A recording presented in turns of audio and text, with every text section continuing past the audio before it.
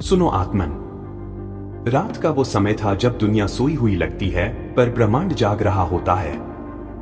नीला काला आसमान बादलों से ढका था और हवा में एक अजीब सी खामोशी थी, जैसे कि प्रकृति खुद किसी संदेश के लिए रास्ता बना रही हो। एक युवा अर्णव अपनी छत पर बैठा था, आंखें लाल, दिल भारी और मन पूरी तरह थका हुआ। उसके भीतर बहुत कुछ टूट चुका था, लेकिन किसी से कहने की हिम्मत नहीं बची थी। वो आसमान की तरफ देखकर फुसफुसाया, महादेव, अगर आप सच में हैं, तो बस आज एक बार बता दीजिए कि मैं अकेला नहीं हूं। हवा रुक गई, सन्नाटा गहरा गया और तभी उसके सामने एक हल्की सी धड़कन जैसी तरंग फैली, मानो कोई अदृश्य शक्ति उसके पास उतर आई हो। और फिर एक शांत, गहरी, ब्रह्मांड की जड़ों से निकली आवाज गूंजी, सुनो आत्मन, मैं यही हूं। अर्णव के रोम खड़े हो गए, उसकी सांस अटक गई। वो जानता था ये आवाज उसकी कल्पना नहीं थी। वो आवाज, वो कंपन, वो ऊर्जा महादेव की थी। महादेव बोले, तुमने अपनी चुप्पी में जो दर्द छुपा रखा है वो मेरे तक पहुंच चुका है। तुम सोचते हो कि तुम अकेले लड़ रहे हो, पर सत्य यह है कि हर युद्ध जो तुम लड़ते हो उसकी अग्नि तुम अकेले नहीं झेलते। मैं उसके साथ खड़ा हूं। अर्णव की आंखें भर आईं, लेकिन वो चुप रहा। महादेव आगे बोले, आज का संदेश सुनो। आज तुम्हें जो रुकावटें मिली, जो लोग तुमसे दूर हुए, जो रास्ते बंद हुए, जो दरवाजे नहीं खुले, ये सब तुम्हें रोकने के लिए नहीं, तुम्हें बचाने के लिए था। ब्रह्मांड तुम्हें दंड नहीं देता, वो तुम्हें दिशा देता है। जो खोया है वो तुम्हारा भविष्य नहीं था, जो मिला है वो तुम्हें बदलने आया है।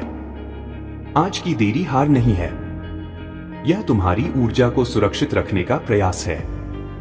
हवा धीमे धीमे अर्णव को छूने लगी, मानो आशीर्वाद का हाथ उसके सिर पर रखा हो। तुम टूटे नहीं हो, तुम रूपांतरित हो रहे हो। महादेव की आवाज गहरी हो गई, जिसे तुम दर्द समझ रहे हो वही तुम्हारी अग्नि है। जिसे तुम अकेलापन समझ रहे हो वही तुम्हारी शक्ति का जन्मस्थान है। जो लोग तुम्हें छोड़ गए वे तुम्हारी यात्रा के योग्य नहीं थे। तुम्हारी आत्मा महान है और महान आत्माओं को देर से समझा जाता है। अर्णव की आंखों से आंसू बह निकले। महादेव बोले, चलोगे तो मैं साथ चलूंगा, रुकोगे तो मैं संभाल लूंगा, गिरोगे तो मैं उठा लूंगा। बस हार मत मानना आत्मन, तुम्हारी कहानी अभी शुरू भी नहीं हुई है, और जो आने वाला है वह तुम जैसा इंसान पूरी तरह डिजर्व करता है। तुम्हारी किस्मत रुकी नहीं, वह बस अपनी दिशा बदल रही है। अर्णव ने पहली बार दिल से सांस ली। वो महसूस कर सकता था यह सिर्फ आवाज नहीं थी, यह उसका उत्तर था। आज का ब्रह्मांड संदेश यही है, जो टूट रहे हो तुम बिखर नहीं रहे, तुम नए आकार में ढल रहे हो। और जब मैं तुम्हारे साथ हूं तो डर किसी और को होना चाहिए, तुम्हें नहीं। अचानक फिजा में हल्की सी घंटियों की ध्वनि उठी, जैसे कैलाश की हवा यहां उतर आई हो। अर्णव ने आंखें बंद की और पहली बार उसे लगा, महादेव सच में यही है। और ये रात उसका अंत नहीं, उसकी शुरुआत है। रात के उस पवित्र सन्नाटे में, जहां अंधेरे की भी एक आवाज होती है, अर्णव स्थिर बैठा था, मानो उसकी पूरी जिंदगी एक ही पल में समा गई हो। उसके अंदर कुछ बदल रहा था, लेकिन कैसे और क्यों, ये उसे खुद समझ नहीं आ रहा था। महादेव की उपस्थिति अभी भी हवा में थी। ठंडी हवा के झोंके उसकी त्वचा पर ऐसे पड़ रहे थे जैसे कोई अदृश्य उंगली उसके माथे पर त्रिपुंड की रेखाएं बना रही हो। अगले ही क्षण वही दिव्य, शांत, गहरी, पर्वतों की तरह स्थिर आवाज फिर गूंजी, आत्मन, मन शांत करो, आज तुम्हें कुछ और बताना है। अर्णव का दिल धड़क उठा, उसके शरीर में हल्की कंपन उठी, लेकिन इस बार वह डर नहीं रहा था, इस बार वह तैयार था। महादेव बोले, तुम्हारा दर्द तुम्हें कमजोर नहीं करता, वह तुम्हें योग्य बनाता है। ये संसार तुम्हें उसी दिन परखना शुरू कर देता है जब तुम अपनी पहली सांस लेते हो। कुछ लोग जल्दी सीखते हैं, कुछ देर से, और कुछ वो होते हैं जिन्हें ब्रह्मांड खुद चुनता है, क्योंकि उनके अंदर सामान्य से परे सहन शक्ति होती है। हवा में एक शांति उतर गई। अर्णव सुन रहा था गहराई से। महादेव आगे बोले, तुम्हें लगता है तुम्हारा जीवन बिखर रहा है? सत्य यह है कि जिस जीवन को तुम पकड़कर बैठे थे वह तुम्हारी आत्मा के लिए बहुत छोटा था। तुम्हें उससे बड़ा, कहीं अधिक विशाल मार्ग दिया जा रहा है। लेकिन जब ब्रह्मांड किसी की किस्मत बदलता है तो पहले उसकी पुरानी दुनिया तोड़ता है। यही तुम्हारे साथ हो रहा है। अर्णव के गले में जैसे कोई गांठ बंध गई। उसने धीरे से कहा, पर महादेव, इतनी कठिनाइयां क्यों? अचानक ठंडी हवा गर्म हो गई, जैसे आग की लपटें हवा में नाच गई हो, और उसी अग्नि से उत्तर आया, क्योंकि जो आग सहता है वही तेज बनता है। किसी को भी महानता विरासत में नहीं मिलती, आत्मन, उसे अर्जित करना पड़ता है।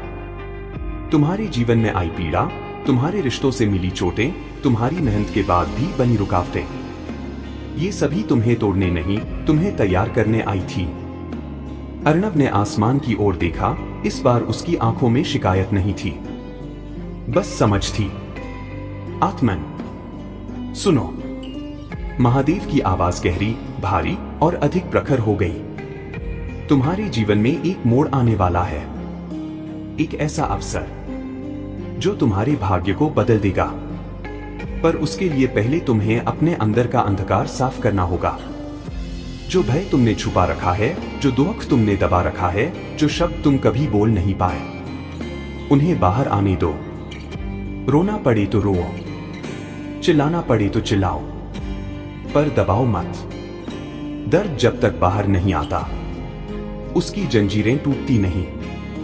अर्णव की आंखें फिर भर आईं, लेकिन इस बार उसके आंसू बोझ नहीं थे, ये हल्के थे, जैसे वर्षों का दबा हुआ तूफान निकल रहा हो। आज का ब्रह्मांड संदेश यही नहीं, आगे भी है। महादेव बोले, तुम्हें लगता है कि तुम्हें कोई नहीं समझता, लेकिन सुनो आत्मन, जिन्हें सबसे ज्यादा दर्द मिलता है उन्हें ही सबसे बड़ा उद्देश्य दिया जाता है।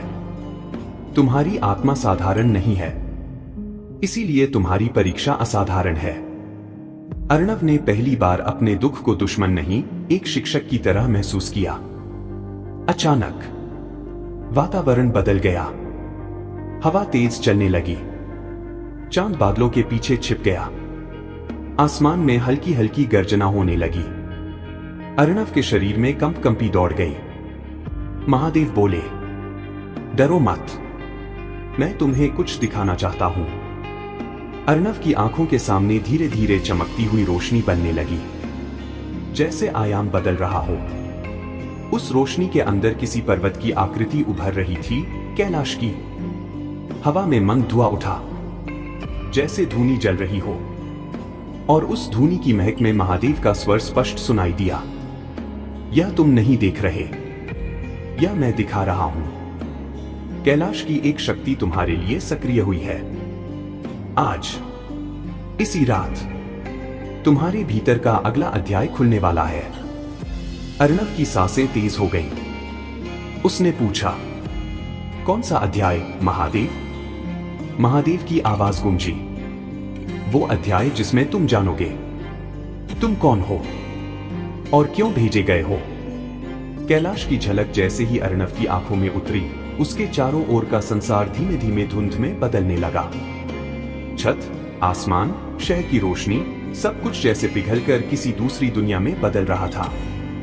हवा में राख की महक थी, मानो कहीं पास ही धूनी जल रही हो।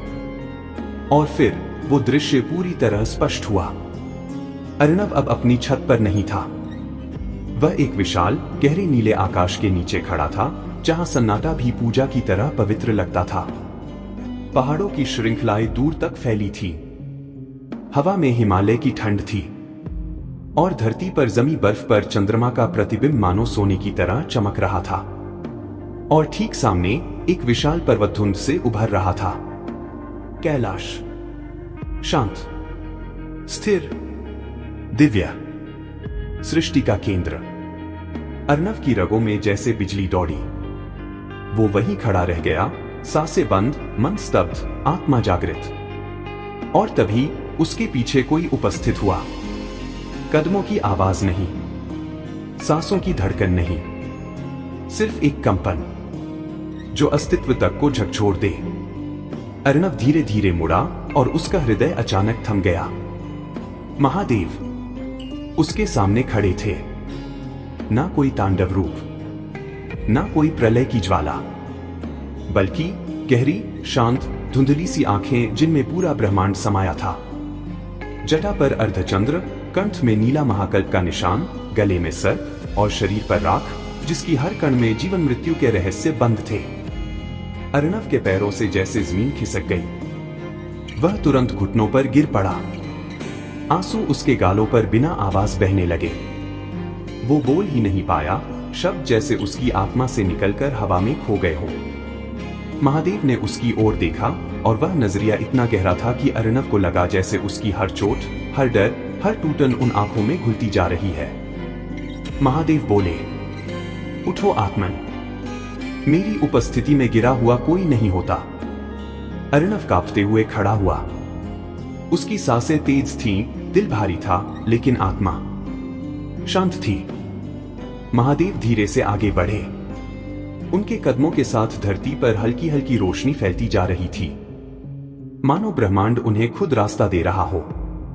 वे अर्णव के पास आकर रुके और बोले, तुम्हें पता है आत्मन, तुम्हें यहां क्यों लाया गया? अर्णव ने धीमी आवाज में कहा, क्योंकि मैं टूट चुका हूं। महादेव मुस्कुराए, एक ऐसी मुस्कान जो समय को भी रोक दे। नहीं आत्मन, तुम्हें इसलिए लाया गया है क्योंकि तुम तैयार हो। अर्णव चौंक गया। तैयार? किसके लिए? महादेव ने गगन की ओर देखा, जहां तारे अब पहले से कहीं अधिक चमक रहे थे। वे बोले, तुम्हारी आत्मा एक भूमिका के लिए चुनी गई है। एक ऐसा मार्ग जिस पर बहुत कम चलते हैं। तुम्हारी पीड़ा व्यर्थ नहीं थी, तुम्हारा अकेलापन दंड नहीं था। वे सारे क्षण जब तुम रोए, टूटे, बिखरे, वो सब तुम्हारी ऊर्जा को किसी बड़े कार्य के लिए तैयार कर रहे थे। अर्णव की आंखों में प्रश्न था। उसने पूछा, कौन सा कार्य महादेव?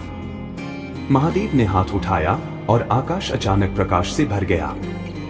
अर्णव के सामने रोशनी के बीच कई दृश्य उभरने लगे। लोग जो दुख में थे, लोग जो अकेले थे, लोग जो रास्ता खो चुके थे, लोग जिन्हें कोई समझ नहीं रहा था। और हर दृश्य में अर्णव को वो वही जगह दिखाई दी जहां कभी वह खुद खड़ा था।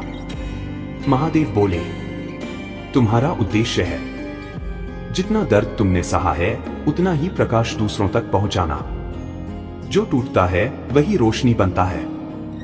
जिसे सबसे गहरी रात मिलती है वही सबसे चमकीली सुबह लाता है। अर्णव के शरीर में एक शक्ति उठी, एक ऐसी ऊर्जा जिसे उसने कभी महसूस नहीं किया था। जैसे कोई ताला खुल रहा हो, जैसे कोई शक्तिशाली बीज उसके भीतर अंकुरित हो रहा हो। महादेव आगे बोले, लेकिन इससे पहले तुम्हें खुद को समझना होगा। अर्णव ने पूछा, खुद को कैसे? महादेव ने धीरे से कहा, तुम्हारी आत्मा में 3 द्वार हैं और आज पहला द्वार खुलने वाला है। अर्णव की धड़कन तेज हो गई।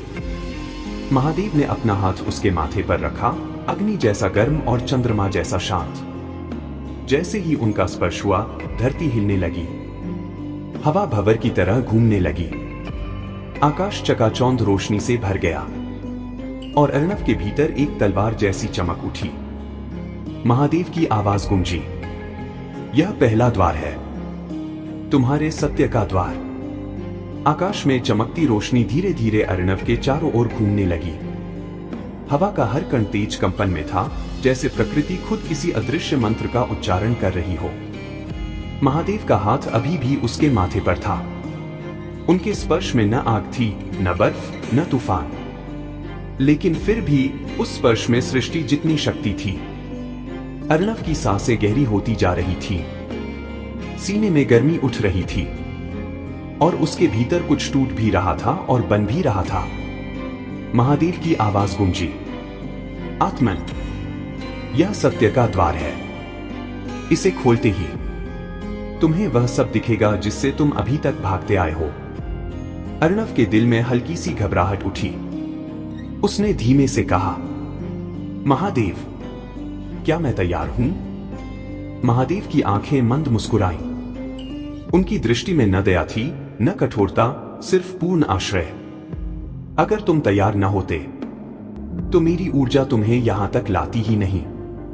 अर्णव की घबराहट मिटने लगी। उसके भीतर एक साहस पनपने लगा, वो साहस जो उसने कभी महसूस नहीं किया था। फिर अचानक महादेव ने अपना हाथ उठाया। दुनिया थम गई, हवा रुक गई। कैलाश की चोटी पर चंद्रमा की रोशनी स्थिर हो गई और उसी स्थिरता में महादेव ने कहा, सत्य के प्रथम द्वार खुलो। जैसे ही ये शब्द निकले, अर्णव के भीतर विस्फोट हुआ। न शरीर में दर्द, न चीख, न विनाश, बस एक विशाल कंपन जो उसके अस्तित्व को भीतर तक चीर गया। उसके सामने अंधकार फटा और एक दृश्य उभरा। एक कमरा, धुंधला सा, जैसे स्मृति का कोई पुराना टुकड़ा। कमरे में एक बच्चा बैठा था, घुटनों को पकड़े, धीरे धीरे कांपता हुआ। अर्णव ने उसे ध्यान से देखा और जैसे ही बच्चा ने सिर उठाया, अर्णव स्तब्ध रह गया। वो बच्चा वही था, अर्णव, उसकी बचपन की उम्र में। मासूम आंखें, दबी हुई भावनाएं, डर और टूटन जो कभी किसी से कह नहीं पाया था। अर्णव का गला सूख गया। महादेव ने उसके कंधे पर हाथ रखा। यह दृश्य दर्द देने के लिए नहीं है, आत्मन। यह तुम्हें दिखाने के लिए है कि तुमने कितना सहा, चुपचाप। और वही चुप्पी तुम्हें खा रही थी। छोटा अर्णव धीरे धीरे सुबक रहा था। उसकी आंखों में वही अकेलापन था जो बड़े अर्णव के दिल में हमेशा रहा। अर्णव के हाथ कांपने लगे। वो बुदबुदाया, मैं इसे फिर से नहीं देखना चाहता। महादेव बोले, सत्य से भागकर आत्मा कभी मुक्त नहीं होती। तुमने इस बच्चे की आवाज सालों तक दबाई। उसका दर्द तुम्हारे भीतर जमा होता गया और तुम समझते रहे कि ये तुम्हारी कमजोरी है। लेकिन आत्मन, यह कमजोरी नहीं, यह तुम्हारी शक्ति का जन्मस्थान है। अर्णव की आंखों से आंसू गिर रहे थे। उसने देखा कि छोटा अर्णव बार बार दरवाजे की ओर देखता है, जैसे किसी के आने की उम्मीद हो, लेकिन कोई आता नहीं। महादेव ने कहा, यही वह दिन था जिस दिन तुमने भरोसे की क्षमता खो दी। तुमने सीखा कि बोलने से कुछ नहीं बदलता, कि रोने का कोई मतलब नहीं, कि तुम्हें खुद ही सब सहना है। और आत्मन, यही वह भय है जिसने तुम्हें आज तक कमजोर रखा। अर्णव कांप गया। उसने धीरे से कहा, तो मैं अब क्या करूं? महादेव उसकी ओर झुके और बोले, इस बच्चे को अपनाओ, उसका हाथ पकड़ो, उसे बताओ कि अब वह अकेला नहीं। उसे बोलने दो जितना उसने दबा रखा है। अर्णव आगे बढ़ा, धीरे धीरे, कांपते हुए। वो बच्चा उसे देख रहा था, डर से, बेखबरी से, टूटे हुए दिल से। पहला द्वार खुलने के बाद अर्णव खुद को वैसा व्यक्ति नहीं महसूस कर रहा था जैसा वह इस यात्रा से पहले था। उसके भीतर एक अजीब सी शांति थी, जैसे बरसों से जलती हुई कोई आग अब धीरे धीरे बुझ रही हो। लेकिन साथ ही एक नई गर्मी भी उठ रही थी, जैसे किसी दीपक की लौ अभी अभी जली हो। महादेव अर्णव के सामने खड़े थे। उनके चारों ओर धुंध, अग्नि, पवन और तारे सब किसी अदृश्य धुन पर नृत्य कर रहे थे। अगला चरण शुरू होने वाला था। महादेव ने कहा, आत्मन, अब दूसरा द्वार। यह द्वार सबसे गहरा है, क्योंकि यह दर्द के नहीं, घावों के बारे में है। अर्णव ने समझा नहीं। उसने पूछा, पहले में दर्द था, दूसरे में क्या अलग है? महादेव ने विशाल, शांत आवाज में कहा, दर्द आता और चला जाता है आत्मन, लेकिन घाव वे हमेशा साथ रहते हैं। दर्द कष्ट देता है पर घाव दिशा बदलते हैं। दर्द रुलाता है पर घाव व्यक्ति को बदल देता है। अर्णव ने सिर झुका लिया। उसके दिल में हल्का दर्द उठा, जैसे कोई पुराना जख्म फिर जाग गया हो। महादेव ने कैलाश की ओर देखा। चोटी पर बादल घुमड़ रहे थे। कहीं दूर गर्जने की हल्की आवाज आई। वे बोले, सावधान रहना आत्मन, दूसरा द्वार किसी को भी नहीं दिखता। इसे खोलने के लिए आत्मा को बहुत बल चाहिए। अर्णव ने गहरी सांस ली। उसने कहा, मैं तैयार हूं महादेव। महादेव की आंखों में गर्व था, धीमी मुस्कान थी, और फिर उन्होंने अपनी दाहिनी हथेली आकाश की ओर उठाई। तुरंत बादलों में गर्जना हुई। कैलाश की चोटी पर बिजली चमकी। धरती पर हल्का कंपन हुआ। महादेव ने आदेश दिया, दूसरा द्वार उघड़ो। जैसे ही यह शब्द निकले, अर्णव के पैरों के नीचे की धरती चमक उठी। एक वृत्ताकार चक्र बना, जिस पर प्राचीन, घुमावदार, दिव्य प्रतीक उभर आए। हवा अचानक भारी हो गई। अर्णव का शरीर हल्का हुआ, और अगले ही क्षण उसे लगा वह गिर रहा है, कहीं अनंत अंधेरे में, बिना दिशा, बिना आवाज, बिना जमीन। और फिर उसका गिरना रोक दिया गया। वह एक विशाल, खाली, अंधेरे कक्ष में खड़ा था। कक्ष इतना शांत था कि उसकी सांसों की ध्वनि भी गूंज रही थी। अर्णव ने धीरे धीरे कहा, ये क्या जगह है? महादेव का स्वर दूर से आया, लेकिन स्पष्ट, यह तुम्हारे हृदय का घाव कक्ष है। अर्णव के चारों ओर रोशनी की रेखाएं बनने लगी, और फिर अचानक 3 आकृतियां उभर आईं। 3 व्यक्ति, 3 चेहरे, 3 स्मृतियां। वे सभी अर्णव के अतीत से थे, लेकिन ये वे लोग थे जिन्होंने उसके हृदय पर सबसे गहरे घाव दिए थे। पहली आकृति, वह व्यक्ति जिसने उसे सबसे पहले धोखा दिया। दूसरी, वह जिसने उसे सबसे गंदी तरह से तोड़ा और फिर जैसे कुछ हुआ ही नहीं आगे बढ़ गया। तीसरी, वह जो उसके जीवन में होना चाहिए था, लेकिन कभी हुआ नहीं, जिसने उसे अकेलापन सिखाया। इन तीनों की उपस्थिति से कमरा और भारी हो गया। अर्णव का सीना कसने लगा।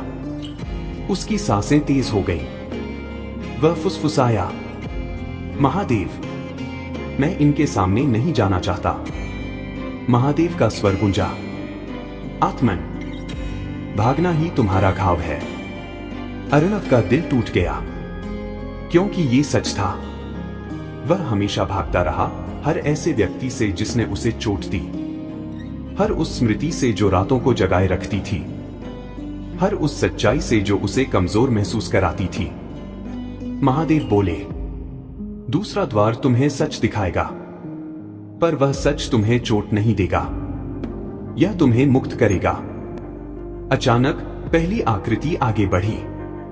वह वही व्यक्ति था जिसने अर्णव की मासूमियत में पहला जहर घोला था। दोस्ती के नाम पर छल, वफादारी के नाम पर धोखा। अर्णव ने जैसे उस छवि को देखा, उसके भीतर जन्मा पुराना क्रोध फिर से फटने लगा। उसने मुट्ठियां कस ली, आंखों में आंसू आ गए। वह फुसफुसाया, इसने मुझे तोड़ दिया था। महादेव बोले, नहीं आत्मन, इसने नहीं। तुमने अपने भीतर उसके लिए जो जगह छोड़ी थी, उसने तुम्हें तोड़ा। अर्णव ठहर गया। उसने महसूस किया कि यह सच वही है जिसे वह वर्षों से स्वीकार नहीं कर पाया था। महादेव ने धीमे से कहा, दूसरा द्वार तुम्हें सिखाएगा, घावों को माफ करना नहीं, घावों को समझना मुक्त करता है। वह आकृति चमक उठी और धीरे धीरे विलीन हो गई। अर्णव ने हल्कापन महसूस किया, एक बोझ कम हो रहा था। फिर दूसरी आकृति आगे बढ़ी। अर्णव का दिल अचानक धड़कने लगा। यह वो व्यक्ति था जिसने उसके जीवन का सबसे गहरा भावनात्मक घाव दिया था। अब उसकी आंखों में आंसू नहीं, आग थी। महादेव ने कहा, तुम इसका दर्द लेकर जिए, लेकिन इसका नाम लिए बिना जिए। यही घाव था, अर्णव ने धीरे कहा, मैंने इसे कभी समझा ही नहीं। महादेव उत्तर दिए, समझो आत्मन, जिसने तुम्हें चोट दी वह तुम्हारी कहानी का विलेन नहीं, तुम्हारी शक्ति का कारण है। दूसरी आकृति भी मिटने लगी और अर्णव का सीना हल्का हुआ। अब तीसरी आकृति आगे बढ़ी। अर्णव एक पल के लिए जम गया। ये गहरा अकेलापन था। वो व्यक्ति नहीं, एक अनुपस्थिति थी। किसी का न होना, किसी का साथ न मिलना, किसी का खालीपन। अर्णव की आंखें भर आईं। महादेव बोले, यह घाव सबसे पुराना है। इसे किसी ने नहीं दिया, यह जीवन ने दिया। और आत्मन, सबसे बड़े घाव वही होते हैं जिनका कोई दोषी नहीं होता। अर्णव ने धीरे से कहा, तो मैं इसे कैसे भरूं? महादेव की आवाज पहाड़ों की तरह स्थिर थी। खुद को वह बनाकर जो तुमने हमेशा खोया था। तीसरी आकृति भी गायब हो गई।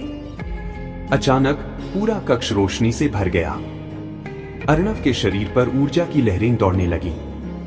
महादेव बोले, दूसरा द्वार भी खुल गया आत्मन। अब तुम्हारा हृदय अपने घावों से मुक्त हो रहा है। तुम अब वह व्यक्ति नहीं रही जो यहां आया था। अर्णव ने गहरी सांस ली।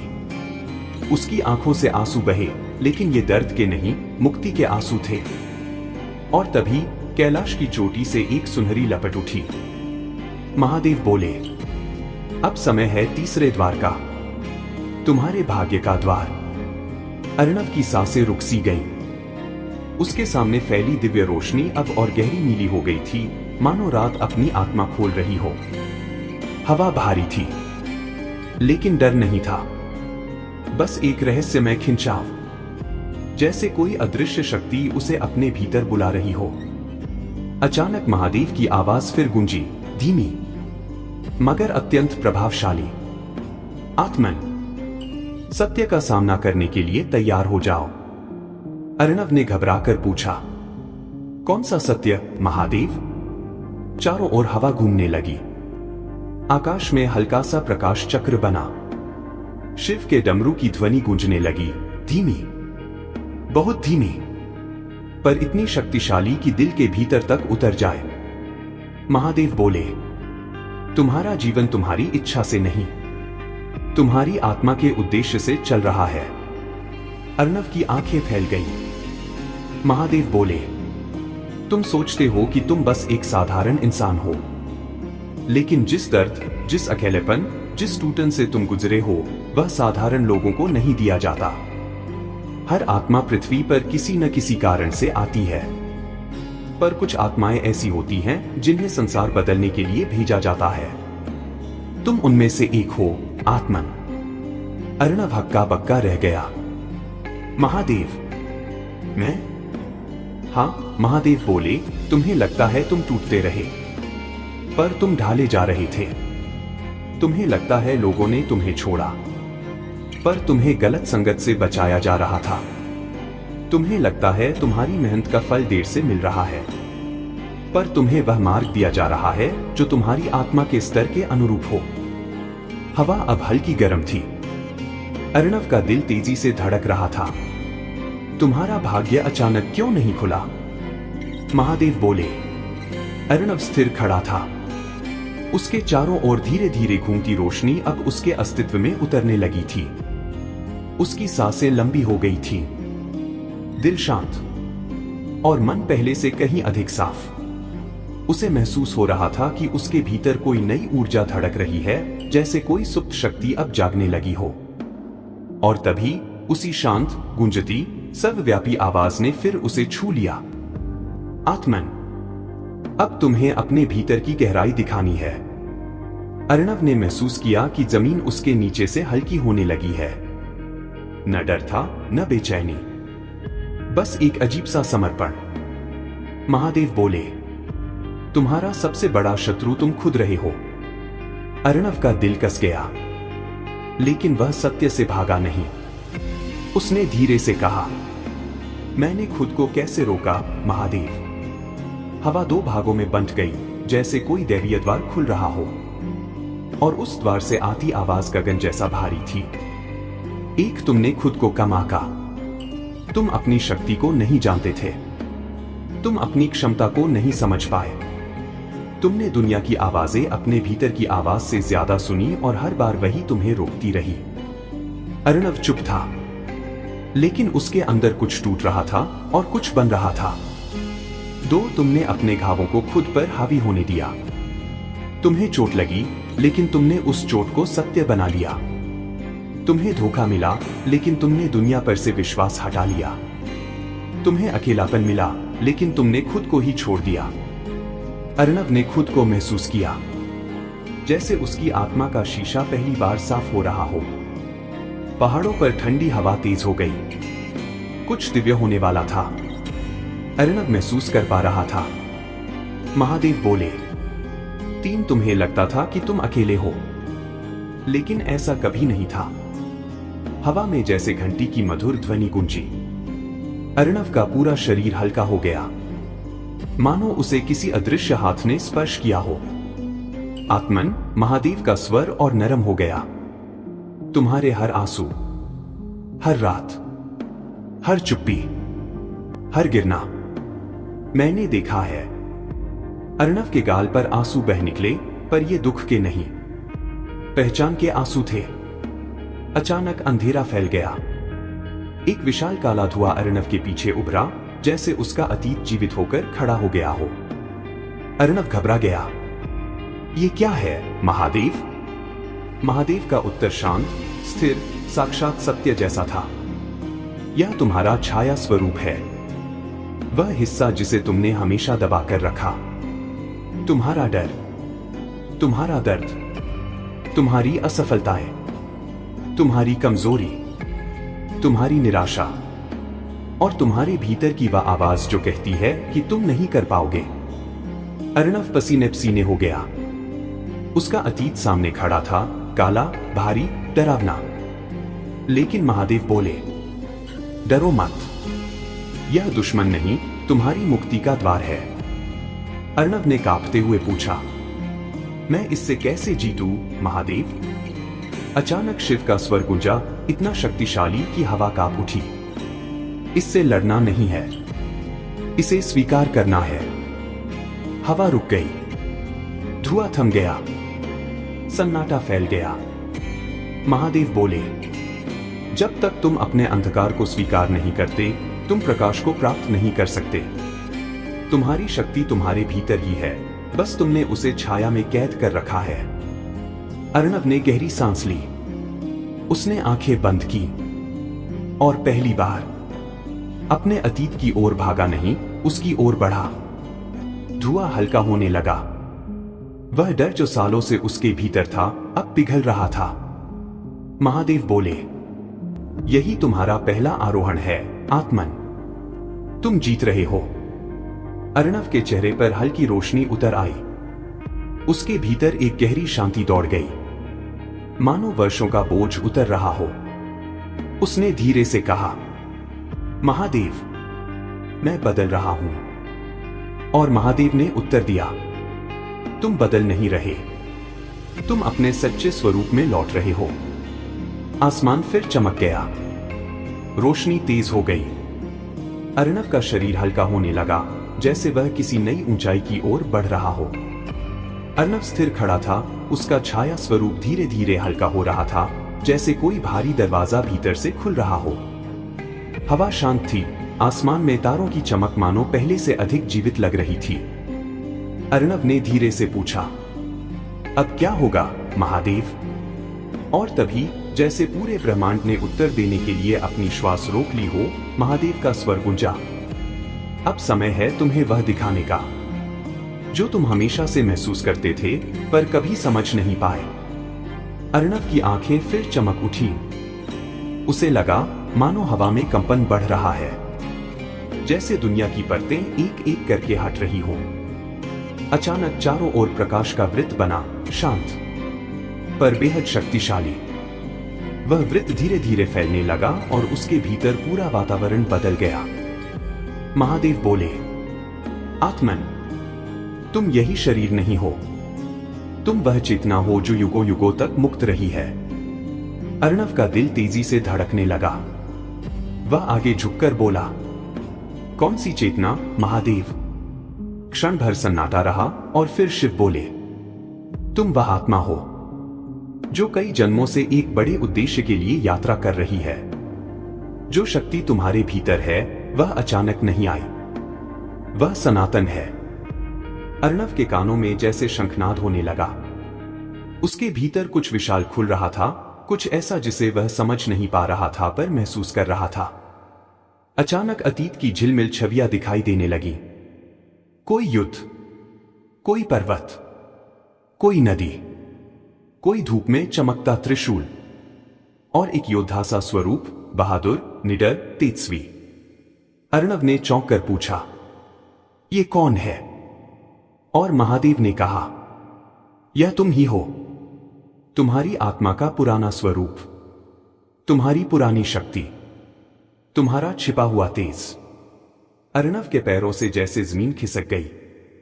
उसके शरीर में ऊर्जा का विशाल प्रवाह दौड़ गया।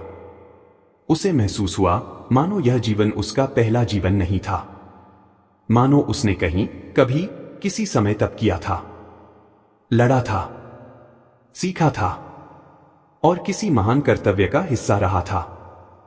वह कांपते हुए बोला, महादेव, अगर यह सच है तो फिर मैं आज इतना खोया हुआ क्यों हूं?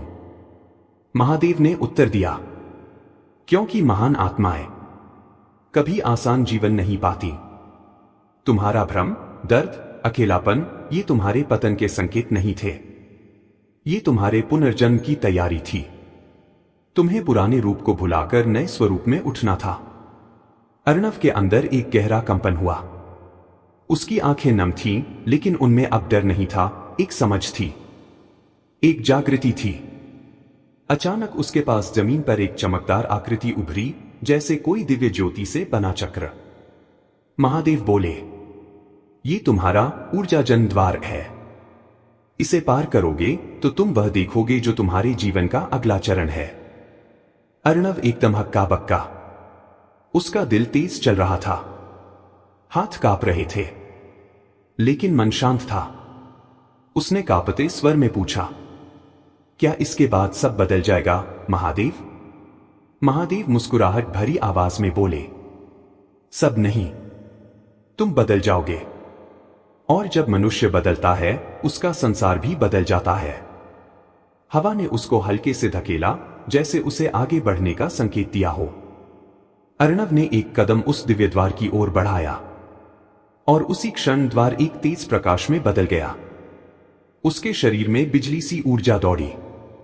समय रुक गया, सब आवाजें गायब, बस वही प्रकाश, वही कंपन, वही दिव्यता। द्वार ने धीरे से कहा, मानो स्वयं ब्रह्मांड बोल रहा हो, स्वागत है तुम्हारी अगली चेतना में। और अर्णव उस प्रकाश में समा गया।